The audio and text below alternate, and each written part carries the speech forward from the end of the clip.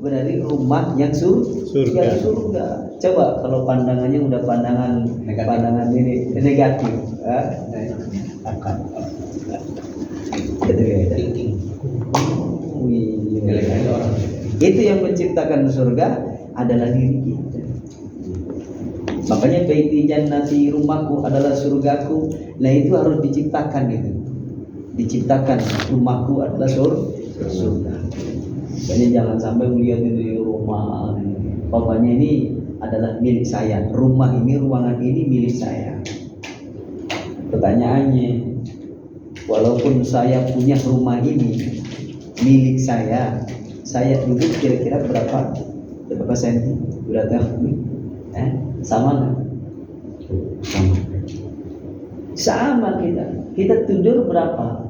Membutuhkan berapa? 2 jam Iya, kagak lebih.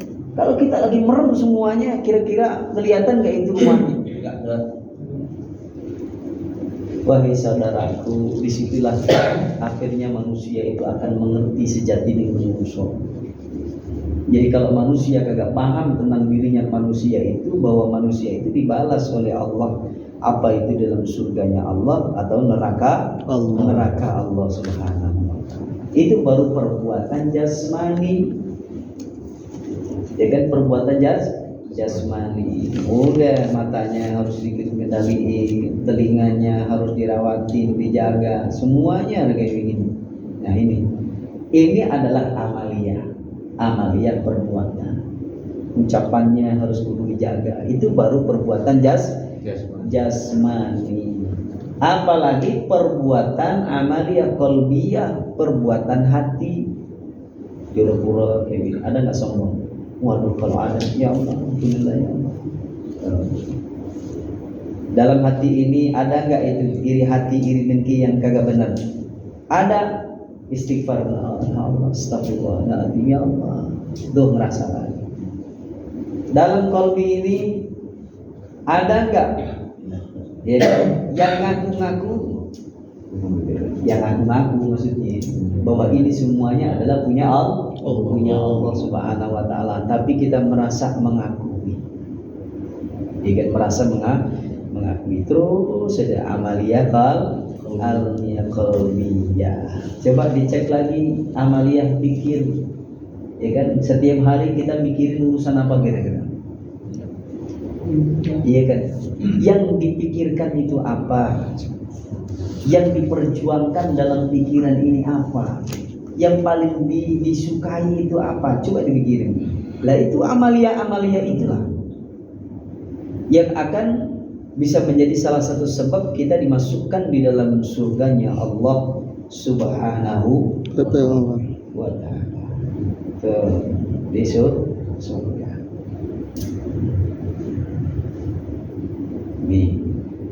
Surga, apa sih sebenarnya surga?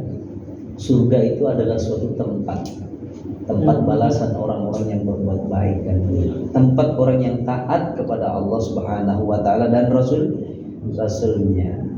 Bagi yang kagak taat, bagi yang durhaka, bagi yang membangkang, maka balasannya adalah di dalam neraka Allah Subhanahu wa ta'ala. Maka balasan surga ini adalah balasan secara umum, nikmat secara umum. Orang yang baik dan benar itu yang atiullah wa atiur rasul wa ulil amri minkum, balasan secara umum adalah surga. Itu kenikmatan awal. Ada gak kenikmatan selain itu? Ada. Apa itu? Kenikmatan berjumpa kepada para guru. Itu nikmat nanti di surga.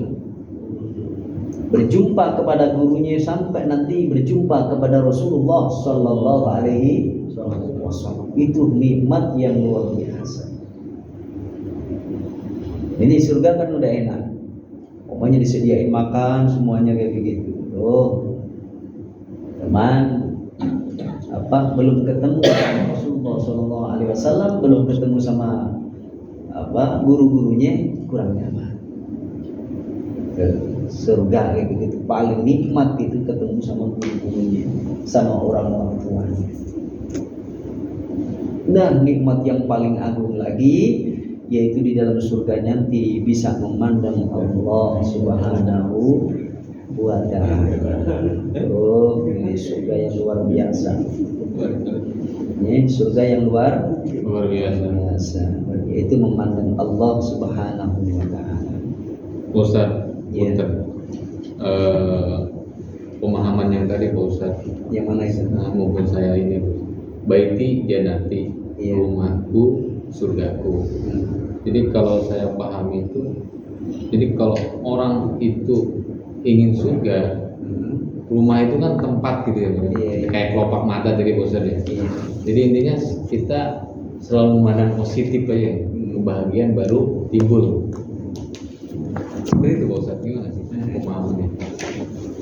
Jadi baiti jannati, rumahku adalah surga itu, di mana orang-orang yang menghuni surga itu, satu, wajibun wajahnya ceria.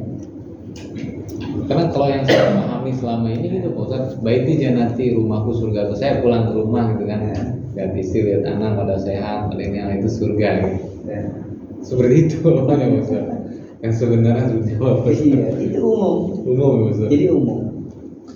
Makanya nanti kalau di apa ya, ada ukuran standar itu barometernya. Kalau baiti jannati, rumahku adalah rumah yang kayak begini, berarti setiap rumah yang bagus, yang indah, yang dihiasi kayak begitu, itu baru dikatakan surga. Nah kalau rumahnya pas-pasan lagi ngontrak kayak gitu, bisa nggak gitu jadikan surga? Yang WC-nya di luar satu. Nah ini Asrama. Pengalaman. Iya. itu luar biasa.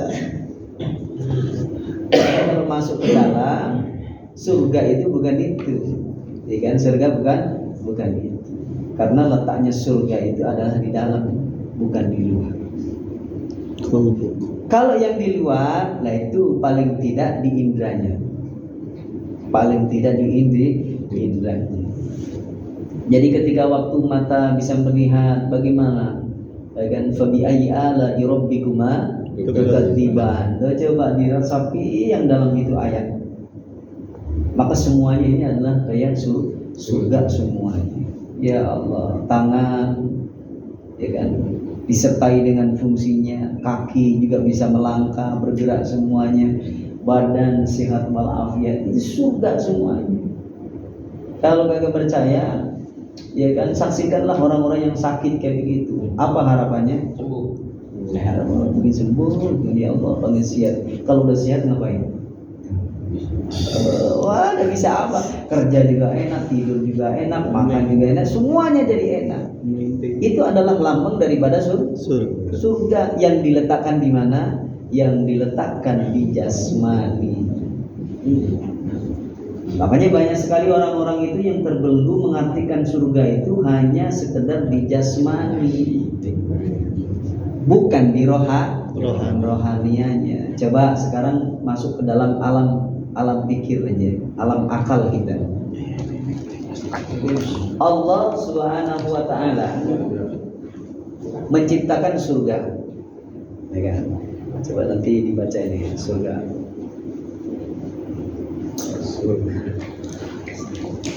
Bagi lagi ala'i rabbikuma. Enggak, berarti kalau yang sakit, yang terbelenggu, berarti dia neraka Pak Ustaz ya? Iya, nanti jadi neraka semuanya, tersiksa. Jasmaninya gitu. Jasmaninya nanti tersiksa, akalnya nanti tersiksa, nafsunya tersiksa, kalbunya tersiksa, bahkan ruhnya itu tersiksa. Maka sudah kayak begitu, jangan berharap orang itu masuk surga. Gimana Pak? Itu kalau misalnya orang yang sakit, Iya, kalau orang jangan kagak bisa ngurusin itu, jangan berharap dia masuk surga. Ya kan, bahayanya di situ. Makanya surga ditentukan saat ini di dunia. Jika orang tidak mempersiapkan diri, dia masuk surganya Allah Subhanahu wa taala, dia tidak akan masuk surga. Ya seperti itu ungkapan siapa yang tidak menemui surga di dunia maka tidak bisa masuk surga di akhirat, mesti bahasa. Iya itu maksudnya bukan.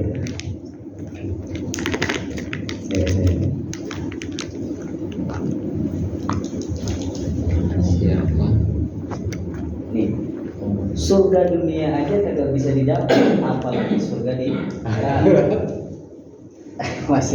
Makanya di sini ini surga di dunia itu levelnya orang zahir, orang syariat. Jadi barometernya di mana? Di tangannya, di matanya, di hidungnya, di telinganya, kayak gitu. Kalau kagak bisa ngerasakan daripada nikmat Allah, anugerah Allah, kebaikan Allah Subhanahu wa taala, bagaimana nanti dia akan bisa? Berarti orang itu kufur nikmat. La in syakartum la azidannakum wa la in kafartum inna adzabi lasyadid. Sama telinganya kufur, sama lisannya kufur, sama matanya kufur, sama tangannya kufur, semua anggota badannya dia kufur semuanya. Kalau udah kufur semuanya, inna adzabi Lasyadid. adab yang pedih itulah neraka. Bagi orang-orang yang bersyukur, orang yang mampu bersyukur, berarti itu adalah surga. Nah kalau kagak bisa bersyukur gimana? Di adabnya masa di neraka, ada kok di surga. Adab mesti di neraka. Makanya guru-guru saya ketika begini, sambutlah surga itu dengan hidupnya. Kau nanti akan lanjut itu surgamu di akhirat. Kayak begini nih, surga ada nggak makanan minuman kayak gitu? Maka iya kan, sambutlah surga ini dengan adanya makanan, minuman, bikin itu bahagia senyaman mungkin.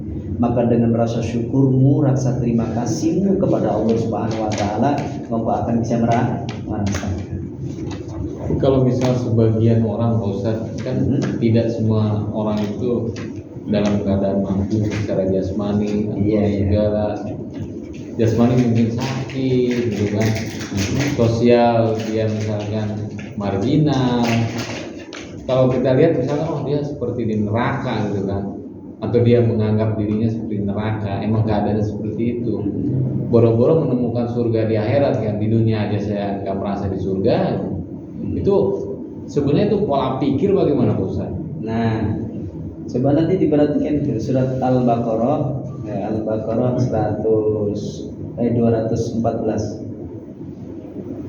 Ada yang lebih. 214.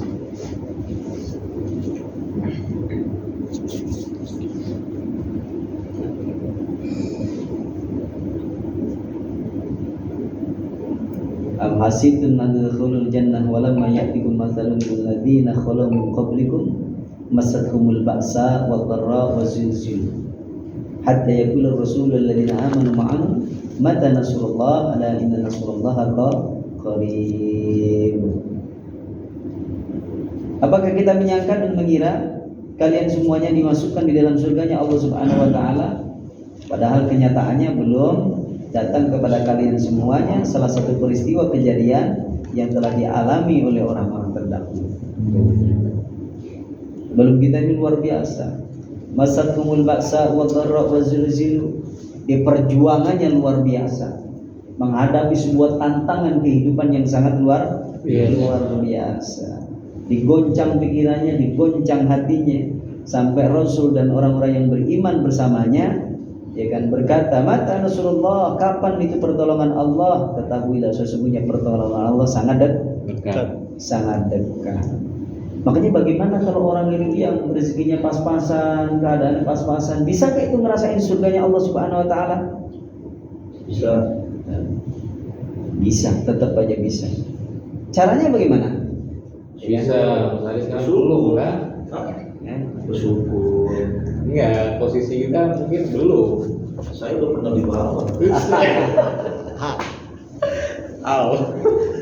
Bilang saja. Bagaimana cara merasakan apa surganya Allah Subhanahu wa taala dalam keadaan seperti itu? Disambut dengan apa? Dengan ibadah. Makanya ketika waktu kita lagi ngaji tentang hayatan thayyibah, kehidupan yang baik. Amila sholihan min wa untha fa huwa mu'min falanuhyiyannahu hayatan thayyibah. Hayatan thayyibah, kehidupan yang baik. Semua hampir mayoritas mufassirin, ahli tafsir itu mengatakan apa? Adalah isinya dua, qanaah wa kafafah. Hayatan thayyibah. Iya, hayatan thayyibah, kehidupan yang baik itu adalah qanaah, orang yang mampu menerima pemberian Allah. Yang kedua adalah kafaf. Merasa cukup. Kafaf itu merasa cukup. Nah, kalau orang itu sudah kagak bisa nerima dan nggak ngerasa cukup, dan sampai kapanpun itu tidak akan Mengalami kehidupan yang baik. Makanya surga, ya kan? Paling tidak kalau di dunia ini dikatakan hayatan thayyibah, kehidupan yang baik itu adalah berisikan apa? Qanaah wa kafaf. Kalau makomnya makom ridho, ya kan, makom ridho dengan takdir Allah, ketentuan Allah Subhanahu wa ta'ala. Banyak sekali kok, ya kan? Banyak sekali cerita-cerita kehidupan ini. Kita bandingkan antara kehidupan kita dengan keluarga kita semuanya, famili kita, tetangga kita. Di mana sebenarnya letak kebahagiaan, ketenangan yang hakiki? Tinggal apa? Ditaruh di mana itu ketenangan. Nah, kebanyakan manusia itu adalah apa yang dia lihat, apa yang dia dengar, apa itu. Bukan daripada hakikatnya. Ya itu yang jadi masalah gitu, yang jadi masalah. Makanya nih, kita kalau pengen ngerasain tidur enak, ada nggak syaratnya? Bagi yang badannya sehat walafiat, kagak ada masalah. Apalagi kalau udah capek, udah letih, udah kerja kayak begini, ya dah. Apalagi habis makan, makan enak gak tidur? Enak. Tapi kalau bagi badan orang yang dalam keadaan sakit, kira-kira tidurnya gimana? Bisa nggak? Bisa. Bukan punya otak. Kalau kan nggak bakal. Utang isi lagi, top up. Mau keluar top up. Gak ada solusi. Iya, Masya Allah. Gak ada solusi. Nih, makanya surga, sekali lagi, surganya orang-orang yang beriman, ya kan, harus benar-benar diletakkan di mana? Diletakkan kepada Allah Subhanahu wa ta'ala dan Rasulnya. Itu surganya itu. Ya kan? Makanya kalau pengen urut, diurut ya. Diurut. Orang cinta karena Allah. Karena Allah. Ini orang cinta karena Allah.